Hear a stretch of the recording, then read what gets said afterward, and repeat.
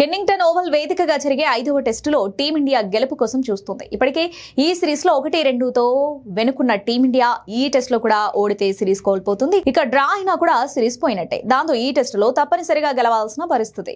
ఈ క్రమంలో టీమిండియా కొన్ని మార్పులు చేసే అవకాశం కూడా ఉంది. ముఖ్యంగా గాయపడిన పంత్ స్థానంలో young wicket keeper Dhruv Jurel ను తీసుకునే ఛాన్స్ ఉంది. ఇక 4వ టెస్టులో అరంగేట్రం చేసిన అంశుల్ కంబోజ్ పేలవ బౌలింగ్ కారణంగా అతన్ని తప్పించి కుల్దీప్ యాదవ్ ని తీసుకోనున్నట్లు తెలుస్తోంది. ఇక బూమ్రా విషయంపై క్లారిటీ రావాల్సి ఉంది. ఇప్పటికే 3 టెస్టులు ఆడేశాడు కాబట్టి ఈ టెస్టులో రెస్ట్ ఇస్తారా లేదా టీమిండియాకు కీలకం కాబట్టి ఆడిస్తారా అనేది కూడా తెలియాలి. అయితే ఇప్పుడు వస్తున్న సమాచారం ప్రకారం అతడికి రెస్ట్ ఇవ్వబోతున్నట్లు తెలుస్తోంది. వర్క్ లోడ్ మేనేజ్మెంట్ లో భాగంగా తదుపరి సిరీస్ లను దృష్టిలో పెట్టుకుని బీసీసీఐ మెడికల్ టీం అతడికి రెస్ట్ ఇవ్వబోతున్నట్లు సమాచారం. దీంతో ఇప్పుడు బూమ్రా ప్లేస్ లో team India young fast bowler Harshdeep Singh టెస్టులో అరంగేట్రం చేసే అవకాశం ఉంది.